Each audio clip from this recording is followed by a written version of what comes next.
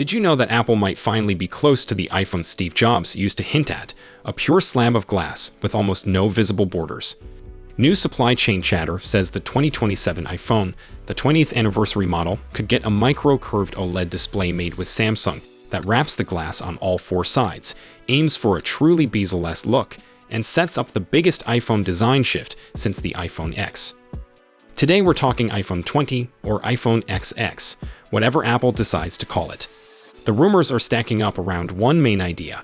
Apple wants the front of the phone to look like one continuous surface, with the display flowing right into the edges, and with fewer and fewer things interrupting the screen. I'll walk you through what's reportedly coming, what's actually new versus what Android phones have done for years, the display tech Apple might use to make it thinner and brighter, and the big question everyone cares about. Can Apple really hide Face ID and the selfie camera under the display by 2027? First, the headline leak. Apple is reportedly partnering with Samsung to build a micro-curved OLED panel for the 2027 flagship. The key phrase popping up in these reports is equal depth quad curved, and that sounds fancy, but the goal is simple. Make the phone look bezel-less from the front, without doing those extreme waterfall edges that distort the image and cause accidental touches. If you remember some older Samsung designs, the screen would spill over the sides so aggressively that text could bend, reflections could get weird, and your palm would trigger random taps. That's not what this leak is describing. Micro-curved implies the curve is subtle. Think of it like the glass rounding off on all four edges, so the front looks like it's poured into the frame, while the actual usable display area stays visually normal. And here's the part that'll make Android fans shrug. Micro-curved panels aren't new. Plenty of Android phones already do the curved glass, mostly flat panel trick. The experience is basically this. It feels smoother in the hand, swipes from the edge feel nicer, and the phone looks more premium under light because there isn't a hard border screaming bezel at you. So why does it matter for Apple? Because Apple rarely adopts a design shift unless they can control the results. They don't want the Android version. They want the Apple version. Minimal compromise, consistent touch behavior, and that one-piece aesthetic. Now, the second leak detail is where the nerdy stuff gets spicy. The panel may move to color filter on encapsulation. Here's why that's important. Traditional OLED stacks include layers that help with things like polarization, reducing reflections, and improving contrast in bright light. But those layers take up space, and they can also reduce brightness efficiency. The rumor is Apple is exploring a polarizer approach, meaning removing the traditional polarizer layer. If you can remove it, you can make the display thinner and potentially brighter for the same power, or equally bright while using less battery. That's huge, because Apple loves two things: slimmer hardware and better battery life without having to stuff in a massive cell. But removing a polarizer has a trade-off. Reflections can get worse, and the screen can look washed out in certain lighting. So the leak suggests Apple would compensate with advanced anti-reflective coatings and a special light diffusion layer described as crater-shaped to spread light evenly and keep brightness uniform. In plain English, Apple wants a thinner, brighter screen that doesn't kill your battery, and they're willing to redesign the display stack to get it. And if Samsung is building it, that tracks. Samsung has the manufacturing muscle and OLED experience to pull off complex panel designs at scale. Now let's talk about the real dream, the hole-less, cutout-free front, because it's one thing to curve glass and hide bezels. It's another thing to hide sensors. Right now, iPhones still have a visible interruption at the top, the dynamic island. Apple has done a great job turning a hardware constraint into a software feature, but it's still a constraint. The 20th anniversary iPhone rumor is basically saying Apple wants to make the front look like nothing's there. No notch, no pill, just display. So how do they get there? Under-display Face ID and an under-display selfie camera. This is where the leaks start to disagree. Some reports suggest Apple might not be able to get the entire Face ID system under the display by 2027. That makes sense because Face ID isn't just one camera. It's a system, infrared components, a dot projector, and sensors that need clean visibility. Displays are complicated layers of materials, and those layers can interfere with light transmission, especially infrared. Other leaks claim Apple could still make it happen in time, at least on the highest-end model. And then there's the compromise option that keeps showing up. Under-display Face ID, but a tiny hole punch just for the selfie camera. That would still be a big change, because the most visually obvious thing would shrink dramatically, and Apple could sell it as a near full-screen iPhone.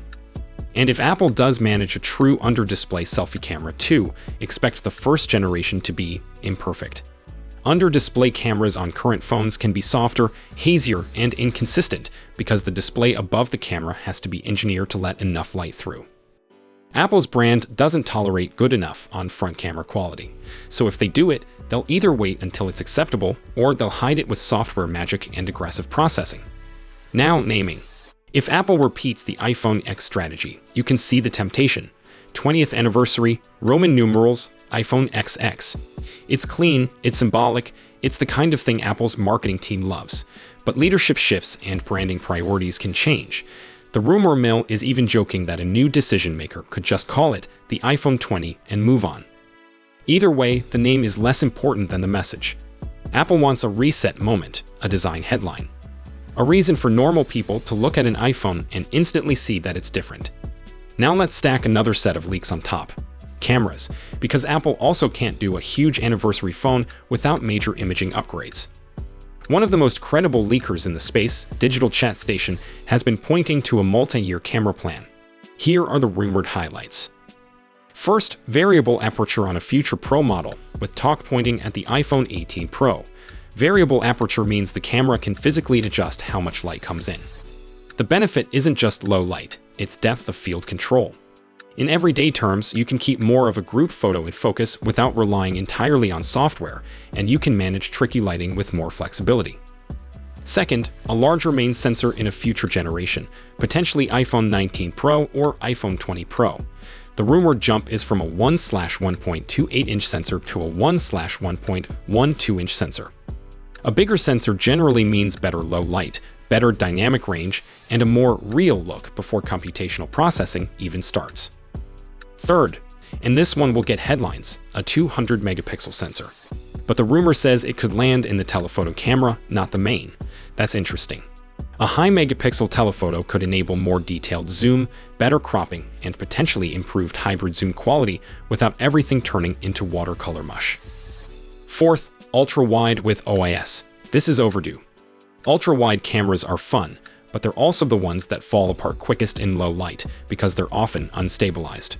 Add OIS, and suddenly your night city shots, indoor videos, and dim restaurant looks are less like a blurry memory and more like an actual photo. So picture this, a near bezel-less, quad-curved display on the front, and a camera system on the back that's trying to keep up with Android beasts like Vivo and Huawei at the top end. That's the rumored vision for the late 2027 flagship. Now, the big reality check. All of this is rumor. Supply chain leaks can be accurate, but plans change. Apple prototypes multiple paths at once, and sometimes the real product is a blend of 3 different rumor threads. Plus, features like under-display Face ID aren't just, can we build it? It's can we build it and ship tens of millions with consistent quality? But the direction feels believable. Apple has been gradually pushing the iPhone toward this seamless glass idea for years. Thinner bezels, flatter frames, less visual clutter. A micro-curved quad-edge design with a new OLED stack is a logical next step, especially for a 20th anniversary moment. So the question isn't, will the iPhone look different in 2027? It's how far will Apple go, and which compromises will they accept? If you want more updates on iPhone 20 leaks as they drop, subscribe and turn on notifications so you don't miss the next wave. And tell me in the comments which matters more to you, a truly cut-out free display or major camera upgrades like 200-megapixel telephoto and ultra-wide OIS. I read the comments because that's how I decide what to cover next. Do you think Apple will actually ship a real all-glass, no cutout iPhone by 2027, or do you think we're getting the compromised version with under-display Face ID and a tiny hole punch? Drop your take below, and if you see a leak I haven't covered, call it out so we can track it together. So that's it for today's video. Thanks for watching, and don't forget to hit that like button and subscribe to our channel for more tech news and updates. See you in the next one. Goodbye.